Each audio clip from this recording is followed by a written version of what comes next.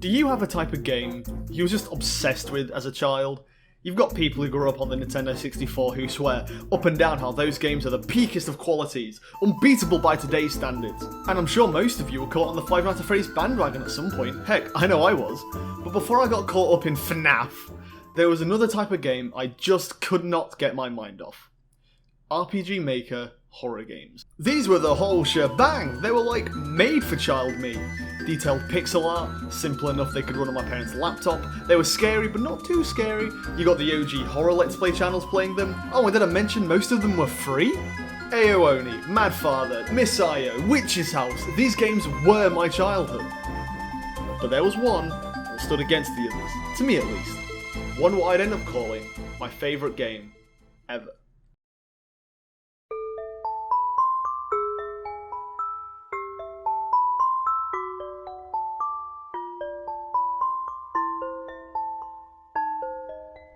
Ebe. It's gotta be like the shortest name for a game ever, right? 2 letters, I and B. But don't be fooled by its simple name, dear listener. Ebe, as I mentioned, is an RPG Maker horror game, made by a guy called Corey. I think that's how you pronounce it at least. And that's all we know about Corey. His name, and that he made Ebe. That's all I could find about him at least. The game revolves around you playing as Ebe, a 9-year-old, who stumbles into a mysterious art world, and through solving puzzles and escaping death a few times, has to find a way out. I'll go way more into depth into the plot and gameplay a little later, but in simple, that's more or less Ebe. So, what made it my favourite game of all time? Well, a few months ago, it was Ebe's 10th anniversary, and to celebrate, Corey released a remake of Ebe. So I was curious myself. I've not really played it in a good 4 years at least. Did the game still hold up as my favourite? What made it my favourite in the first place? Is it even a good game in general compared to today's standards of indie horror? Is it worth the price of £10 when the original was free? We've got a lot of questions to answer, so join me and my lovely assistants as we dive in an artful classic.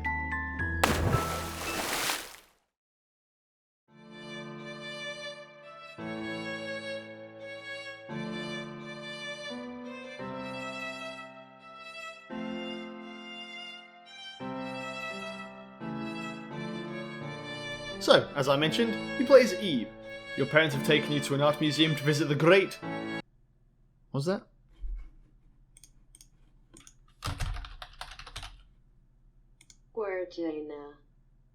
Guertina, I guess. You're visiting the Great Guertina exhibit, a famous yet mysterious artist.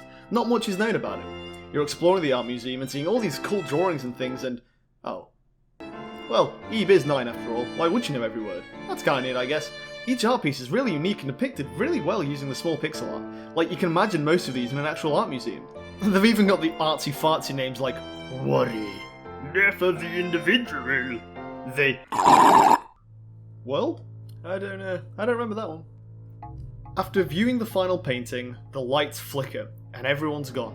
You're on your own. With nothing else to do, you walk around, looking for someone or something. As you walk through the museum, more things start to happen. The lights dim, the music fades, and things start to act weird. The art starts to move. Now, playing this as an adult, this wasn't really scary, and you could argue that the game is listed as a horror on the page you get it from, so this isn't really much of a twist or a surprise. It's not as if no one was expecting something bad to happen. But I do gotta say, it still does a really good job setting the tone early on. No more than 5 minutes in, and the museum full of talkative people are gone. You're all alone. There's no other music at all other than Ebe's steps and the weird noises and movements coming from the paintings as you walk around them. It sets an eerie tone. I wouldn't say it's specifically scary though.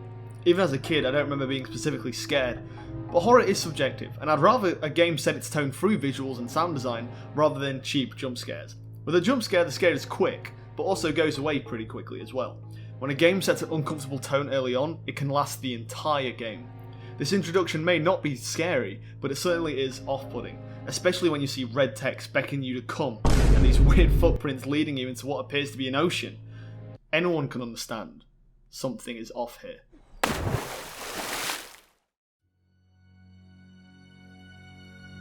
I don't think this is the museum anymore. This is the blue area.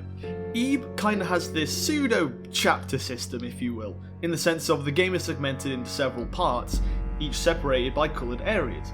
It's a nice way to show you've moved on to a new area, but the colours don't really mean much though.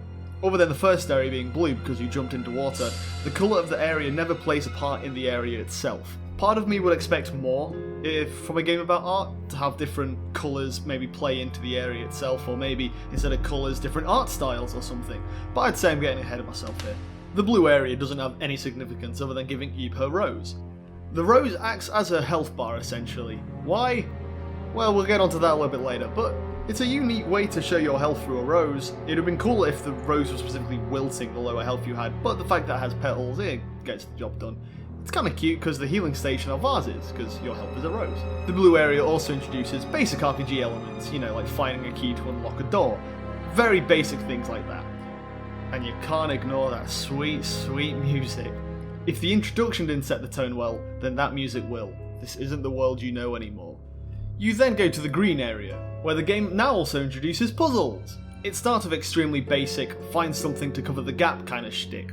But hey, you gotta ease players into puzzles somehow, I guess. I will say that despite being a super easy puzzle, I did find myself wasting a lot of time trying to trigger the puzzle. Like, the game won't let you pick up the bridge item without seeing the gap first. That's fine, but sometimes the game just refused to let me take the bridge piece even after seeing the gap. Like, the game wanted me to do a very specific thing in a very specific order. Which can be fine, I just kind of struggle with it. The green area also introduces threats. Random grabby hands will shoot out of the walls, mannequins will come alive and chase you. Considering that the introduction already showed us drawings come to life, the fact that they can now bring harm to you always keeps you on edge. You never really know what's going to come alive and attack you. Even when you find the paintings and characters that don't just seem evil, there's always this aura of, can I trust you? It's very Alice in Wonderland now that I think about it. You know, with the idea of a young girl going into a world she's unfamiliar with and meeting random characters what she leaves behind never sees again. There's a very surreal, dreamlike quality to this game. So, you know, Alice in Wonderland, just more possible death. And trust me, death is very possible. The next significant place you find is the red area. There's more paintings literally jumping out and attacking you, and you get to read a story about ripping keys out of people's bodies. You know, like any game would. In the game area, you also find a body. The game tells you nothing more than it's a collapsed person. It could be another painting for all you know.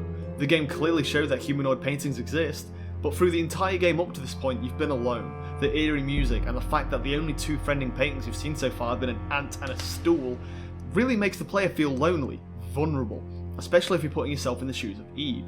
You don't think if he's a painting or not, you just see another human and hope for the best. After finding a blue rose, which is symbolic for health remember, and placing it in water, heals the mysterious figure. And here you meet Garry, with 2 R's? I never knew you could do that, but sure. Garry tells you he's in the exact same position as you are. He's another human trapped in the art world, and you both decide to team up. The game then immediately shows the chemistry of the two, Garry jumping in fear and Eve not moving a muscle. I'm going to delve more into the dynamic and character a little later, as it's worth its own segment, but the game does a really good job showing how Eve and Garry work together. They're opposite in pretty much every way. Eve is small, quiet and well kept, while Garry is lanky, scraggly and doesn't stop talking throughout most of the game. There's a part where you both look in the mirror, and even in a still image, you can see how different these characters are immediately. It's great, but like I said, I'll delve into that a little later. Gameplay wise, now with Garry by your side, you can now read words, as Garry is old enough to explain them to you, and you can also push mannequins out of the way. This isn't really a tool you can use throughout the game though. There's only like 3 mannequins you can push throughout the entire game, and they're all in very specific places. It's more of a you need a Garry to pass roadblock. I guess I'll also mention the controls whilst I'm here. Extremely basic. For no fault of the game itself, it's just the engine it was made on, RPG Maker.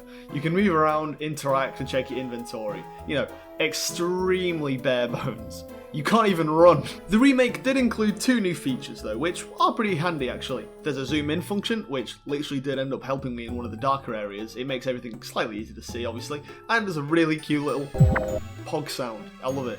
And there's also a kinda hint system. When you have a friend in your party, you can talk to them, and they'll give you their opinion on the area you're in.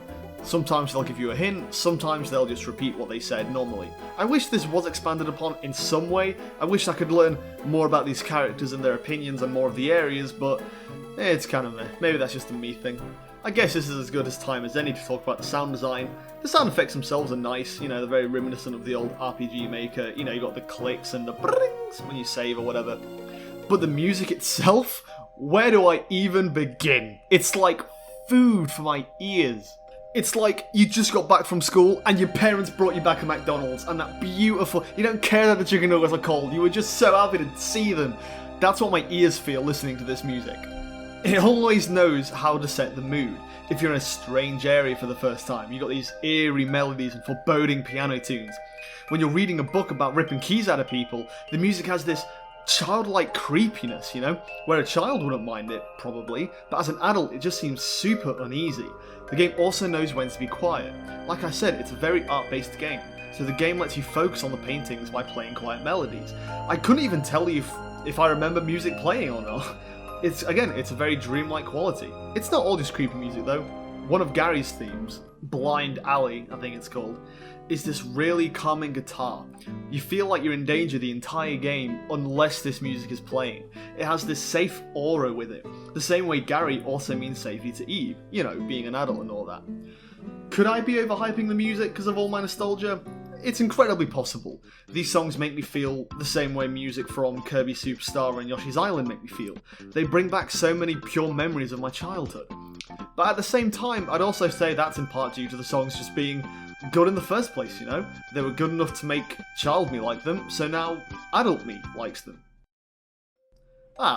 After exploring the next few areas with Garry, you bump into the third and final member of the IB crew. Mary, with one arm. I guess that makes more sense this time though. Another young girl also trapped in the art world. Unlike Garry, she doesn't have any specific roadblocks she can get rid of, she's just another part of the team. Well, now with a complete team you... Oh. Never mind. Eve and Mary get separated from Garry. It leads you to both split off and do puzzles separately. It's cool playing as Garry. He even has his own inventory screen. It's really cute. Wait, he has a lighter? Garry, what are you doing? But get it away, get it away. I won't ponder on it, but it is really unique the types of back and forth puzzling you have to do between the two teams. You could argue it's not too original by today's standards, but this is a remake of a game from 2012, so you gotta give it a little bit of leeway. Right, you probably heard me rambling about this game for long enough. We're almost at the end, actually, of the game, not the actual essay. You might not see where my love for this game comes from. So, what actually made me love this game? What made it my favourite? The characters. Now, back when I wasn't into RPG Maker horror games, the type of games I played were the typical, you know, Kirby, Yoshi and Pokemon. Games with relatively basic stories and characters, or at least from what I could grasp. But despite being simple, I'm going to save the world because that's just what I do, or I'm going to deliver a baby because that's just what I do, I clung on to these way more than I should have done. Heck, Kirby Superstar was my favourite game before Eve, just because it had so many stories and characters within it. Gameplay, visuals and sound design are all important elements of games, obviously, but to me, the number one thing I'll always love the most in games are the characters and the stories they play out, even if back then I rarely got a story. This all changed when I played Eve. Nowadays, we always talk about how characters in games are all charming, how people love Undertale because of the large fun cast. Heck, people even inject character and personalities into the characters what barely even have a chance to show it. The modern era has this huge obsession with characters, with, you know, shipping dynamics, making AUs of different versions of the same characters. We love characters. I do. Eve was the first time I ever felt like I really connected with a cast of characters. You've got Eve. At first she seems like the basic RPG silent protagonist type. She doesn't speak other than dialogue options, almost to the point where you even think, how can a 9-year-old deal with all this silently? Heck, even Garry says it a few times. But she has moments of weakness where you can see she's visibly scared, rather through Garry noticing it or through small little animations, like how she hugs Garry after thinking she lost him, or collapses after running away from a spook. And it's just wholesome how Garry starts as this bumbling and even more scared than Eve at the start, and even if he still is, throughout the game you see him protect Eve and even look after her.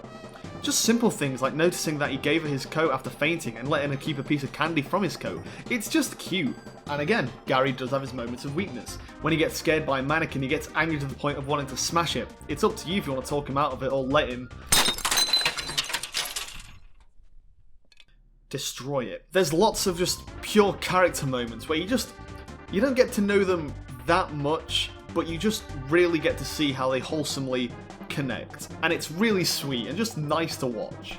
Like, I want these characters to survive and live because I've gotten to know them so well and I think they're so wholesome. You know, I want to finish this game so I can see their happy ending. It works really well. I understand that, you know, maybe I can get attached to fictional characters a little more than I should. I know they're not real and just pixels on a screen, but the game goes above and beyond to make you feel like they're more than just that. And I'll admit it, you know, when I was young enough to play this game, I was a lonely kid. I had an empty heart what I had to fill up with video games, you know. That's why I had to cling on to characters like Kirby and Yoshi, even though they literally never spoke a word in their games. I clung on to them hard because I just liked other characters, I guess. And Eve was one of the first games where I really felt like, you know, these were human characters. I connected to them, you know. I'm not ashamed to admit that I was a lonely kid. I'm not anymore. It's just weird thinking back to a time that I was. And how could I forget about Mary? You don't get too much time with Mary, only being introduced relatively late in the game, but she does still have her moments. She's a fun character. She seems oblivious to what's going on. She ignores Gary's advice, picks up a random knife, and asks you life or death questions despite only knowing her for like 2 minutes. Might want to learn some boundaries there, Chief. You can respect that maybe she's just oblivious to it all though, she's too young to understand the situation. Right? Right?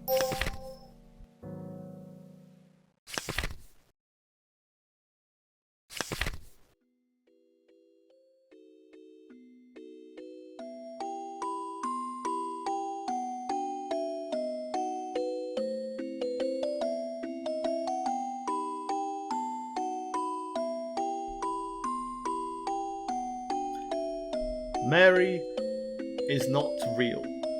She is a painting, come to life, and wants to escape into the real world. Now, this blew my mind when I first played this. You can argue the idea of a self-aware fictional character has been overdone a lot in recent years. Heck, I'm making games literally about that myself. But Eve has to be one of the earliest examples of that, at least to me. I couldn't stop thinking of situations where, how can Mary be sad if she's not real? Is she thinking because she was made to think certain ways? How much free will is her own will? Is Mary truly herself? I know I just said that these characters are just pixels on a screen, but the idea of a character being aware she isn't specifically real, it's really stuck with me. Like I said, I get attached to fictional characters all the time, but there was at least some level they were real in their world. Mary isn't real, not even in her world.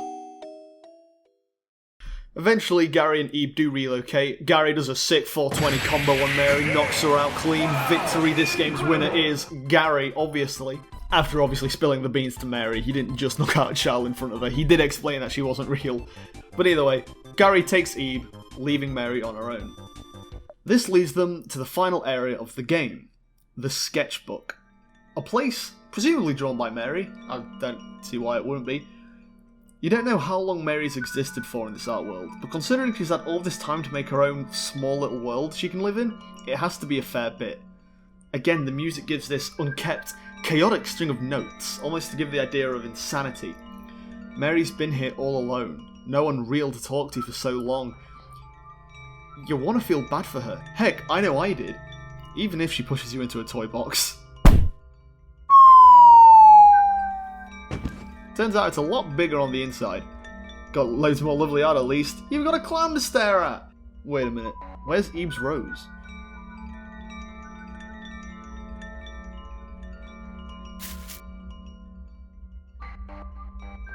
Now, you know at this point, you're probably not going to be in Mary's good books. And when the danger music kicks in, you immediately know the situation. Your rose is your health.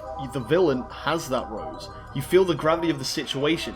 Especially when Mary asks to trade Eve's rose for Garry's. You feel like it was your fault. It's another great character moment. You're worried about Garry's health now, as it's his rose Mary has.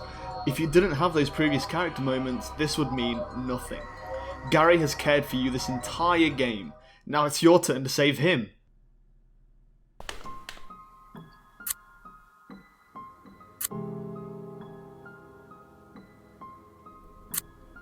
Everyone knows, loves me not, right? Your heart drops when you see the blue petals on the floor as you hear her repeat the phrase more and more. It almost breaks your heart the way Garry tries to tell Eve to just go on without him. He doesn't want to tell you the truth, but he doesn't want to lie to you either.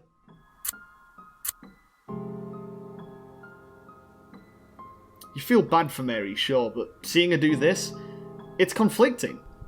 With nothing else to do, you leave the toy box and sketch Puck, and find yourself in the museum again. After making your way up, you find the painting that seemed to have started all this.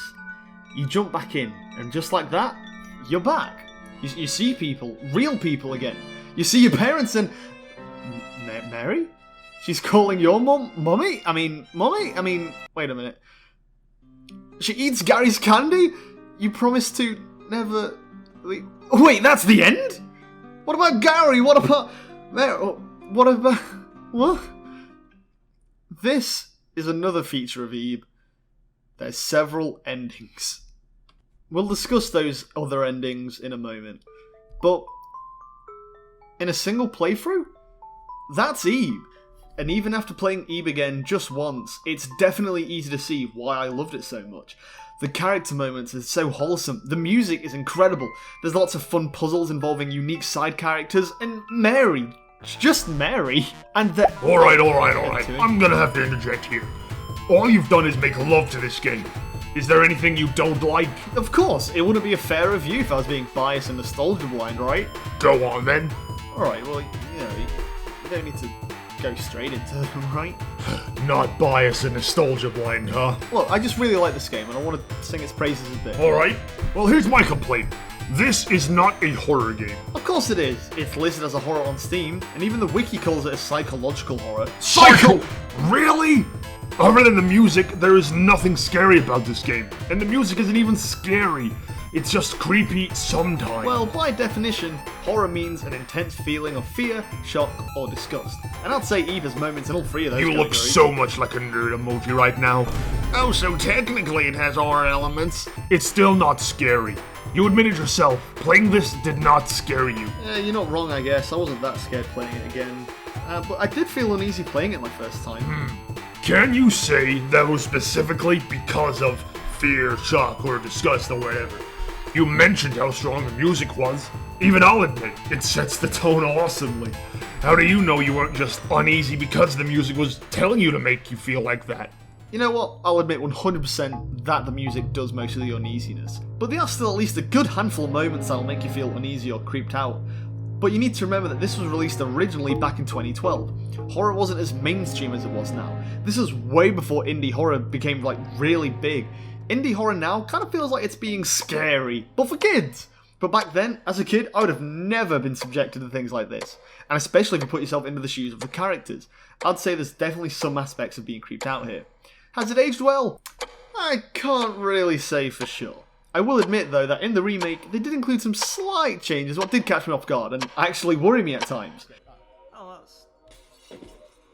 Oh god, that was the original! But would I say those were scares what lasted more than just a few seconds? Not really. And I'll admit that death isn't too much of a setback, especially with the addition of an autosave. You die, you can just respawn like nothing happened. This makes death and running away from threats non-existent. They're not problems. They're just basic obstacles you need to find ways around. At least once the scare itself kind of moves on. You can say that's more of a problem in most RPG Maker horrors though. That's not much specific to Eve. But in a way, I'd say that kind of makes it an accessible horror. You know, as a child, it scared me, but I was never too scared that I didn't want to complete it, you know? As a child, I got way too scared easily, but Eve was one of the earliest games that were kind of introducing me to the idea of being comfortable in a horror game. I see. You're admitting to being a pup. I was gonna say you're admitting to being a pup. A pup. Oh, forget Yeah, it. alright, thanks. Wait, did you take that No, drawing? what are you... Ow, you little... Okay, let's Oh, I can feel it around my Next ankles. room, next room. Let's get out of here. Whew, I think that was a close one. Jeez. Good thing they can't open doors. Look, I can respect that this game was released whatever years ago, so it wasn't made to hold up against modern times, and I suppose horror was a different landscape back in 2012. Personally, I would have wanted a more modernized version. I'm not asking for 3D models or voice acting, but RPG Maker horror has lost huge relevancy over the years, from what I've understood. I wonder if there was anything they could have done to try and, I don't know, give it life again? I'm not gonna play this game, and I can't imagine that many people who would. There's nothing modern to this to really bring in new audiences. Like, there's only one Steve achievement, and that's for beating the game 100%, something fans would do anyway. Give me more things to chew on. Add some new mini areas with life or death situations. Garry can die in the story anyway, so if you fail these rooms, he dies horrifically. You're immediately alone again, and you've just seen horrific scare. That's not too much to ask, is it? Whoa, Jesus! Says the one who thought E wasn't scary. Alright, there's a few moments that can catch you off guard, I admit, but nothing truly scary, you know? This just feels like it wanted to please the Ebe fans, which is fine, I guess. I just don't see any reason to play it, because I wasn't a classic Ebe fan. And it doesn't have anything else I would enjoy, or I can imagine other people enjoying, especially if they're comparing it to other modern games. It's not my type of horror. I do understand what you mean. Horror is incredibly subjective, and people get scared by different things. I was replaying this game on my own to record footage of getting the different endings, and I didn't get scared or even feel uneasy. I'd say the game isn't about the horror though specifically. Like I said, it's about the characters and the story. But I understand what you mean. If it's called a horror, especially in modern day, you do expect a certain level of scary out of it. Exactly. I'll even admit, the atmosphere is neat, and like I said, the music is almost worth the money itself. But personally, it's not merely my— Whoa! Tui. Ow, you little— Tui, buddy. You what good? even is that? Get off me, you piece Tui. of shit! Okay, moving on. Yeesha-rooney. If only Tui knew smashing mannequins had consequences. Which leads nicely onto the different endings. That sounds weird, doesn't it? So, on the first playthrough, we got an ending where Garry died. Is it possible to get an ending where Garry lives? Why, of course! I won't go too deep into all of the different endings. If you want to discover them for yourself, you can just play the game. I will be talking about the true ending though here, so if you want to discover that for yourself, again, give the game a go. If you're a little hesitant to spend money, the original is always there. I would say the remake is the better way to play it, but hey, give the free one a go. If you like what you see in about 30 minutes, chances are you'll like the rest, and then you can make the plunge to buy the remake. But if you're still here, then let's jump in. So, the game has 3 counters. They're hidden from the player, and there's no way to see their statuses, and these are Garry's Bond, Mary's Bond, James Bond, and Garry's Doom. Wait a minute, scratch that third one. These 3 counters basically determine the ending you're going to get. There's minor other things you'll need to do, but for the most part, these 3 counters determine what their futures will be. There's also a few endings where Ebe can get left in the paint world, like last minute before you're about to jump into the art portal, your mother will beckon you to go to her. If you believe that faker, you walk off with her to, who knows, an ending. There are a few other endings like this, but they all vary and all share the same name, Ebe All Alone. So, how do the counters work? The first 2 are pretty simple. You'll bond with those characters. Those character moments I mentioned, well, most of them have the option to build bonds with characters, like talking with Garry in safe spots, or picking up his coat for him. You can also learn a bit about Garry this way. Not much, but just small little tidbits of his personality. It's nice. So being nice to either of them build up their bond, but Garry's Doom counter? That's the reason he died in our first playthrough. Throughout the story, Garry will have a few moments of where he wishes to break mannequins, or when you're playing as him, just be rude to dolls. The more mean things he does to the paintings, the higher his Doom counter is. I was playing with my friend at the time, and I was letting him make the decisions. So playing it the first time, he wasn't too concerned breaking a few eggs. If only he knew what it would lead to. Before we delve into the true ending though, there was one more I wanted to touch on. You see, when Ebe is separated from Garry, Garry has to go into the doll room. Despite Tui's arguments earlier, this probably is one of the scarier parts of the game. There's a room full of dolls. Only one of them has the key to let you leave inside of them. There's a giant doll slowly rising from the painting, primed to attack. It leaves you running around frantically trying to find the one with the key, and it's entirely up to chance whether you'll find it or not before you lose. However, this area is unique. When you lose, it doesn't result in a game over. It leads to Garry kind of breaking down because of all the horrors he's seen. After losing, it cuts back to Ebe and Mary, and you have to find Garry again yourself. And when you do find him, he's just seen talking to himself. I want to quickly mention that the reason they're bunnies here is because Ebe sees them as bunnies. It's weird, Garry sees them as dolls, and I assume Mary sees them as dolls as well because she draws them in her sketchbook. But either way, this area has like 8 different outcomes, all depending on the different counters. Garry can rather be snapped out of it, or he's too far gone and he can't be saved. And if he can't be saved, Ebe has two options: to rather stay with him or leave him. And again, Mary will also have two options. If Mary decides to stay, Mary will rather stay with you as well, or leave. It's pretty impressive how many things can happen in just this one room. Sadly, only really two of them result in different endings. But the one I wanted to touch on is where Mary leaves on her own. Again, there's another cute character moment with, Ebe trying to slap Garry out of it, and if it doesn't work, she'll just stay with him. She's scared to leave him. Mary, frustrated and so close to an exit, she can't afford to stay with them, so she leaves. She makes her way to find the exit on her own. And she does. This was in the original game after an update, but I only actually played the pure original. I was a weird kid. I was scared to play updated games for some reason. I was scared of change. But playing as Mary was pretty cool. You get such short time with her in the story, so being her and seeing what she says about certain things, again, it's not much, but I'm really happy to take it. We saw that she can leave the art world with Ebe in our first ending, so I wonder what's going to happen when she leaves on her own. Well, you're back in the museum, but there's no people here. It's almost like what happened at the very beginning when Ebe got lured in. The place starts to taunt Mary, as if I didn't already feel bad for her enough, and the place gets darker. You wander around seeing if there's a place to jump back into the art world, but there's nothing. She gets told she's not allowed to leave. In her desperation, she shouts for Ebe and Garry. The paintings start to melt and break around her. The screen goes fully black. All you can hear is the constant ticking of a clock. I want to mention that Garry also has a watch. However, it mentions that it stopped moving ever since it's been in the art world. If there's no time, where is that ticking coming from? Left in pure darkness, she spouts her last words. Dad. She has a fabricated heart.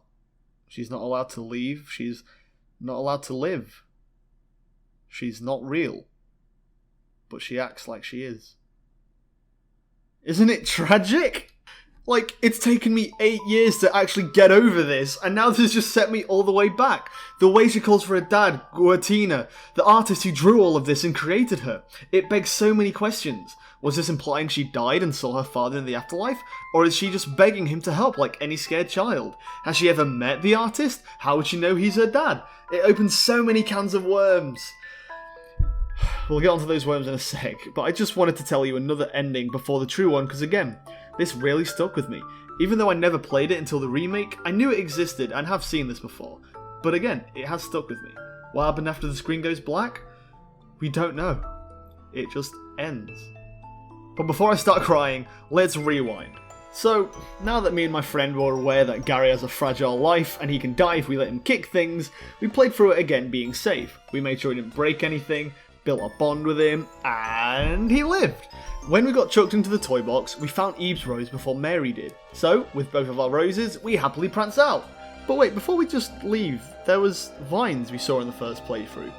Now that we have Garry, we can use his lighter to get through them. I wonder what's inside.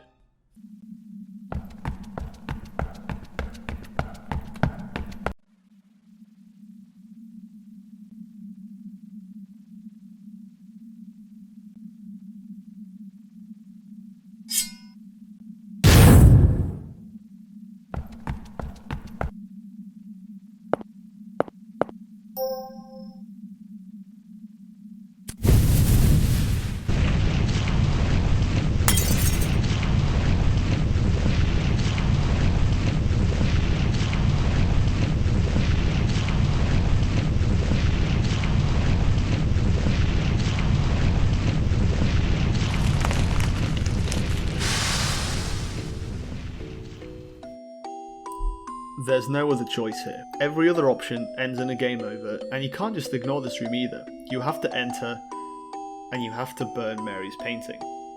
Mary, not being real, sparked so many questions in my mind growing up, but the number one question?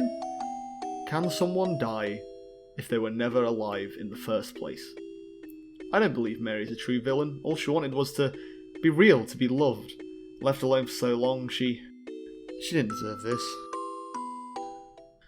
In the ensuing chaos, Garry cut his hand, Thank you, Garry. If your bond is high enough with him, you'll be able to give him your handkerchief, the very item your mother reminded you about at the very beginning of the game. You know, wrap it around his hand wound, I guess, right? You know, she's not like wiping his face or anything, it's to, you know, forget it.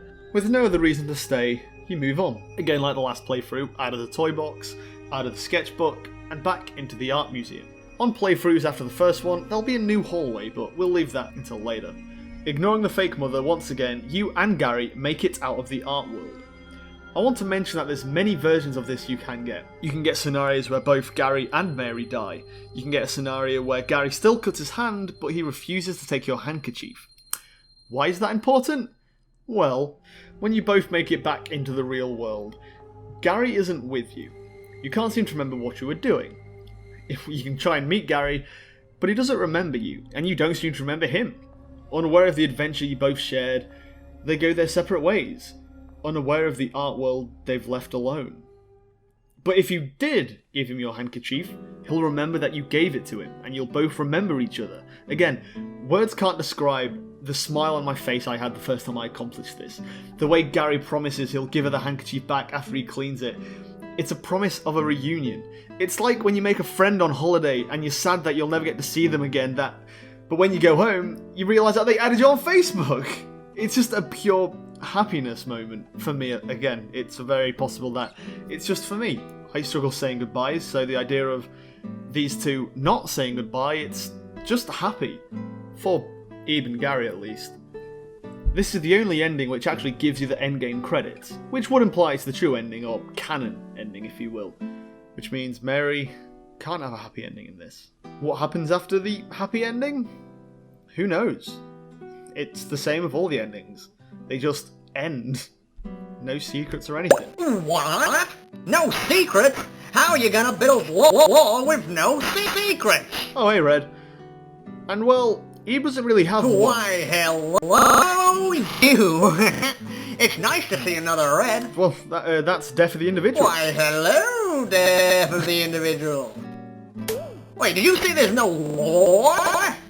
Pretty much. What you see is what you get here. But you said yourself, there's so many questions. What's Mary's deal? Was it her who invited Ebe and Garry into the art world? Did she need them to leave somehow? What happened to her in the art museum? How are the paintings alive in the first place? If the other paintings are alive, what made Mary want to leave so bad? How did Garry get them in the first place? Right, I get it, Red. Oh. And well, in this game's defense, this was before games were really lore-dependent. Take modern indie games like Five Nights at Freddy's, Doki Doki Literature Club, and Undertale. Games that are all packed with secrets and hints to unlocking a larger narrative. The first Five Nights at Freddy's game really intrigued us all with its obscure Easter eggs, but then the sequel came out and expanded on the lore so much, we obsessed over it, and rightfully so. And after that, subsequent games followed suit, adding cryptid Easter eggs what explained a larger story. I'm not saying FNAF started it, and I'm not saying games after FNAF were inspired by it, but you can't deny the impact Five Nights at Freddy's, and just indie horror games as a whole, had on the way we view our stories. It's become something of an industry standard. We look at games like these and expect all the answers to be there, just cryptic enough and hard to find until people make theory vids explaining it all. But Ebe isn't really like that. Not that much actually gets explained. And honestly, it drives me batty. I'm the type of person that likes to be aware of things. Not like in a controlling way, but like, if you're going to throw a bottle of milk at my face, I'd much rather be made aware of it beforehand. If it was a surprise, I'd probably not enjoy it as much. I like playing a game and piecing together a story, whether the game is literally telling me what's going on, or if I'm finding that out by myself. I like being aware of the situation and theorising what it all means. Ebe doesn't really give you much to go on this way. Since Ebe is a silent protagonist, Garry is as clueless as you are, and Mary doesn't give off too much information about herself either. All of the other dialogue comes from minor characters, signs, and paintings. Which again, there's nothing really lore relevant from them. There's nothing to really get a hold of, you know, there's nothing to grasp onto. Now don't get me wrong, there's a few minor clues as to what's going on through the basic idea of the story. Like a person will mention, the biggest painting is on the first floor, despite the biggest painting being on like, what, the second, third floor maybe? The portal painting, implying that perhaps not everyone can actually see it. And the giant rose painting mentions how getting too close will induce pain, and that it can only bloom in the wholesome bodies. And when seeing Mary's yellow rose, it says she has a fabricated heart, meaning that maybe the rose growing in wholesome bodies implies only wholesome people can see the art portal? Like the whole pure of heart shtick? And that's why they saw the painting and got thrown in? It is called the embodiment of spirit after all, so maybe that is the case. And Mary does mention she wanted a girl like me who could be my friend, and Ebe is the same height as Mary, so it could mean that Ebe purposefully got lured into the art world by Mary. So why is Garry here? Well, there is a book you can read in the game which tells, via a trading of existences, the imaginary can be made reality. Wow, this game did inspire me a lot. So, Mary wants to be friends with Ebe and needs Garry to stay in the art world so she can take his place in the real world. Huh. That actually does explain quite a bit then. The game does actually have cryptic clues what answer the questions in this story. Wow. There are still a few huge questions, like what was the Mary ending all about? Like, it was added in an update, so the creator clearly wanted to explain something with this. And even Garry were left in the art world, so why couldn't she leave? But, at least in the main story, most questions are actually answered. I guess I owe Ebe an apology. I guess that's on me for expecting lore what takes place before and after the events of the game, you know? You cannot blame yourself for expecting more from a story, though. You've been receiving a certain standard of stories for ages. Going back to an old game it's gonna leave you surprised. Yeah, that's true. But I feel like that's a little bit more on me as well, as I like the characters and concepts so much, I don't just want to leave it behind. I wish there was more to discover, more to see what happened, and or ended up happening to these characters. What happened in the art world before Ebe showed up? What happened after Mary left? You could almost argue that the game does such a good job getting you to like these characters that when it actually ends, it does a poor job giving you any more. I don't like goodbyes. I'll admit that. I've mentioned it a few times before as well. The idea of leaving something forever, or even just a long time, it never feels right to me. Like when Adventure Time or Steven Universe ended, or that time Adventure Time and Steven Universe ended, or when you have a friend who has to move away, or even when a game ends, I wish I had more time with it. It was 10 years since the original, and for the longest time I always just thought it ended.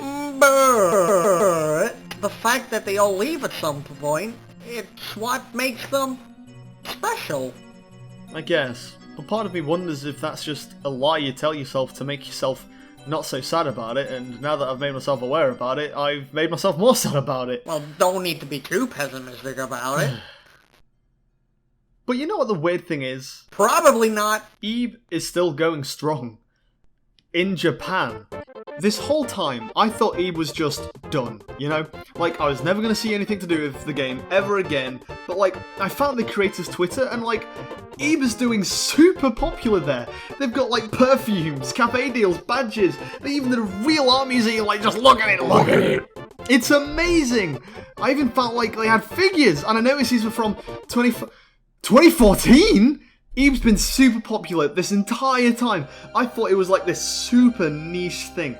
I'm like the only person I know who enjoys Ebe this much. It's all just awesome, but finding all this out, it was kind of bittersweet. Like, I'm happy Ebe as a brand is doing good. It's awesome seeing Ebe, Garry, and even Mary show up again. But I'm bummed it not only took me this long to find out about it all, but also the fact that I'm not anywhere near Japan, so it's pretty unlikely I won't be able to actually enjoy any of this for myself.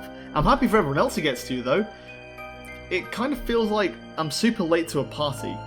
Like, I wanted to do this video to get a lot of things off my chest, and just to tell people about this game I love.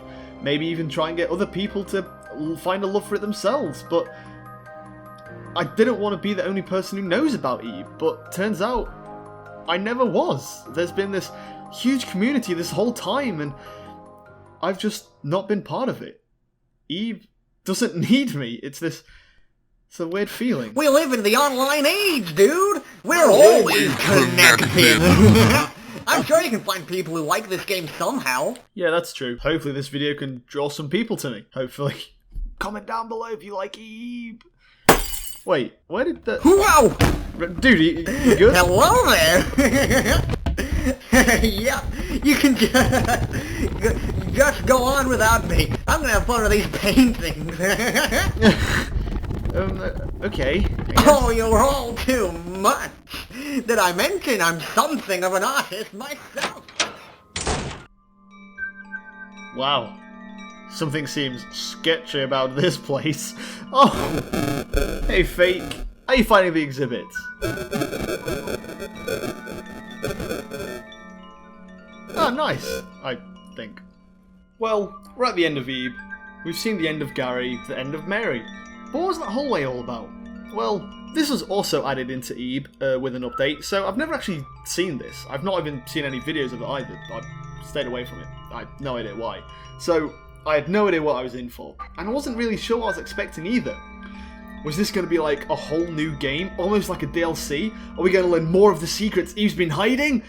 No. None of that. None of that at all. It's 2 new areas. You know, filled with puzzles and minor characters. Part of me wonders if there was meant to be more to this though. Like, a lot more. You find this mistake painting. Like, it's literally called Mistake, and it's a painting with scribbles on it. This is an incredible idea to expand upon the concept of paintings coming to life. How would a mistake function? How would it feel knowing it's a mistake? But it jumps out, walls around for a bit, and I never saw it again. Like, for real. There's this little clock hand guy. We see him the second we enter the new area, and he runs away. And when you find him, he latches onto Eve's head. He even shows up on the inventory screen. We've seen eyes before in this game used in fun ways, and we've seen clocks used in pretty cool ways as well. But he just climbs up and turns the time to make it night. And that's it. We never see him again either. Feels like there'd be more to him if, you know, they specifically had the sprite of him being on Eve's head and in the inventory. You'd think no, just the clock. Alright, okay.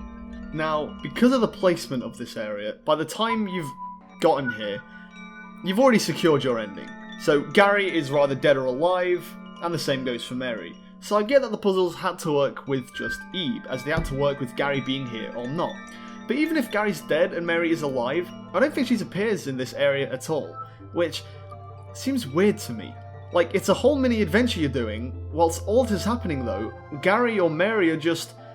they could be dead. Like, does that not creep anyone else out? No more than 10 minutes ago, you see the demise of Mary.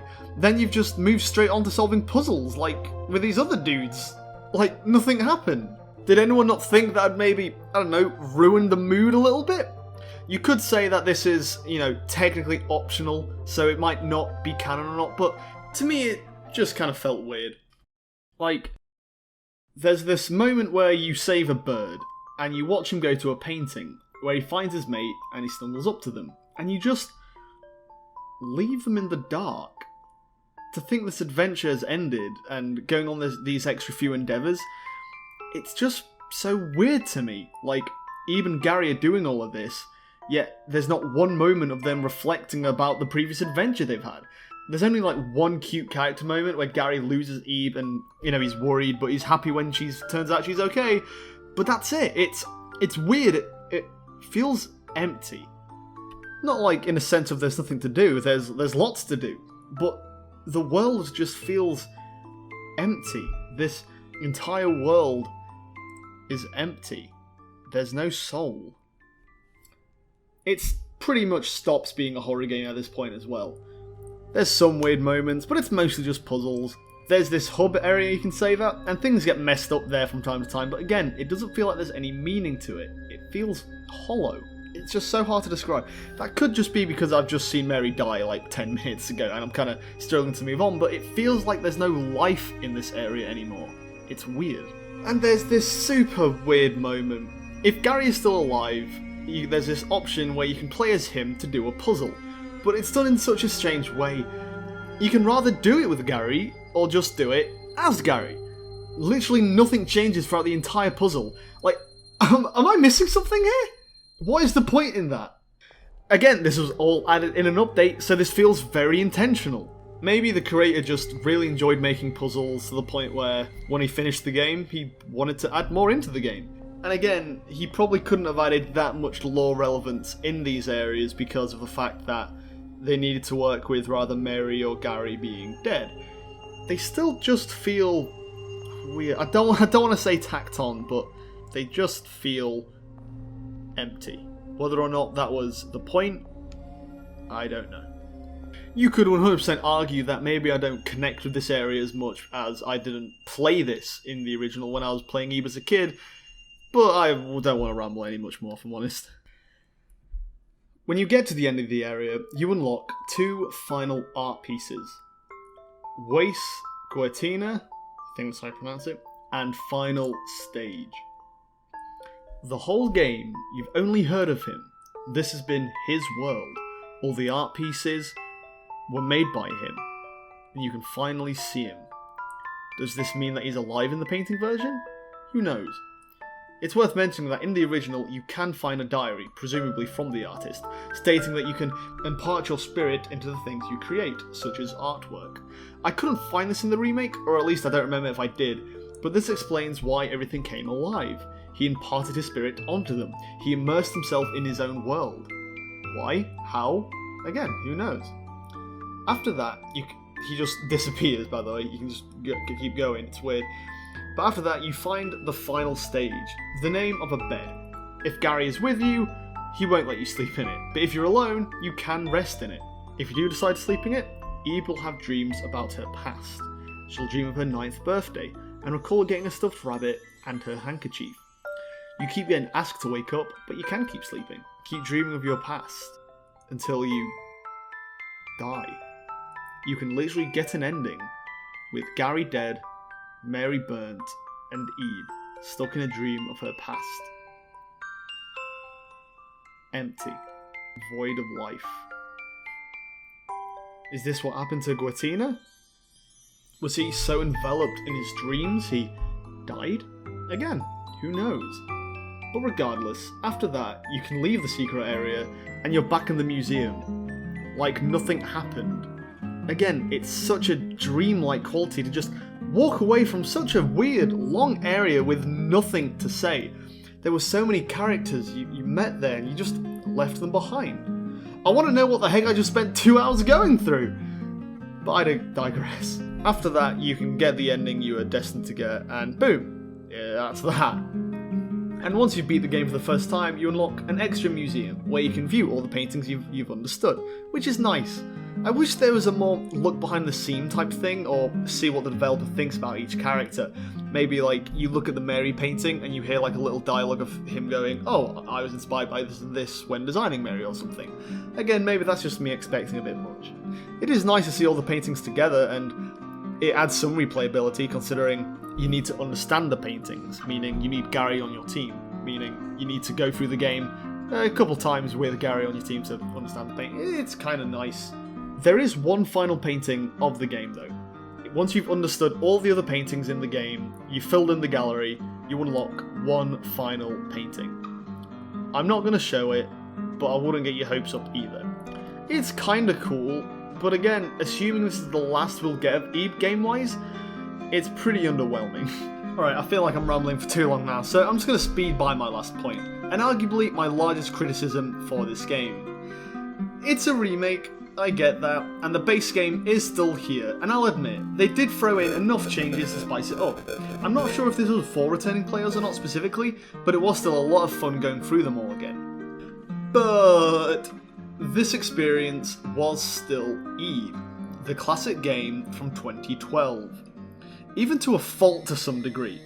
You can't run, and considering the game wants you to get several endings, just walking from place to place over and over again gets annoying. There should at least be a run button when you're playing the game for a second time or something. Again, the game introduces a few extra things when you're playing New Game Plus, so I don't see why they couldn't have added a run button for convenience. And it can be hard to know what ending you're actually going to get. It'd be nice if there was at least some way to see the ending counters, or at least, when using the hint system, maybe just throw an extra thing where Ebe's thinking to herself and there's some dialogue thinking, maybe I should check how Garry feels about this, or just something. Again, this could have all been added after the first playthrough during the New Game Plus mode. The game already added quite a few new quality of life improvements, so it just feels weird that they would skip on arguably the two biggest problems I had with the original. And let's not forget this one specific moment that I'd actually say is specifically bad. Or at least dumb. Like I said, to get the good ending, Garry's not got to break things, have a high bond, and things like that. I did all of that, and he refused to take my handkerchief, for no reason. I had to play through the game several times, finding out if there was something new I was missing. Part of me was hoping that maybe there was something extra, an extra Bond moment with Garry. No, I had my hopes way too high. And again, things like a run button or at least a hint system for the endings would have been incredibly helpful here. And turns out, the funny thing, I wasn't even doing anything wrong. Remember the doll room? Well, in the remake, you have to lose and let Garry go crazy. There is nothing that is conveyed to the player that you need to do this. Heck, the entire game has made you think that a scenario like this would kill you and end in a game over. Why would anyone willingly let themselves get got playing this without knowing that it would lead to a different ending? The entire time, the game has taught you that paintings that look dangerous are bad and will kill you. So the fact that it expects you to literally let yourself presumably die just to get the good ending? That's bad design! Is that why they did that? They didn't want people to get the good ending on their first playthrough? I mean, you gotta play through the game a second time to unlock everything else anyway, but still, there is nothing told to the player that doing this will help you get the good ending. Heck, I literally had to watch a speedrun of this to even find out. A game that I've been playing for 10 years. This art world that I know like the back of my hand. I had to watch a walkthrough to understand and change what is really unnecessary. Yes, it's a cute character moment when Eve slaps him and breaks out of it and Eve hugs him. It's a really sweet moment, but if you wanted to show that moment, make it a mandatory thing. If you've already got all the qualifications of getting the good ending, make it a mandatory thing. Make it an extra thing to surprise players. I thought I did everything right. Why did Garry die? And when you change to Eve and Mary, you find him. Add just a little bit extra so you at least know that it's just anything but this. Anything but this, quite frankly, silly decision. I had to play this game so many times and got all the different endings, and I loved this game so much that the fact that the game just kind of felt like a middle finger knowing that I had to do something really stupid just to find out how to get the good ending. All in all, £10 is a fair bit much for my personal taste, considering there was so much potential they could have done. Take Doki Doki Plus for instance. The original was free, and it wasn't even remade, but they still added lots of features and extra character moments to deserve giving it a price tag.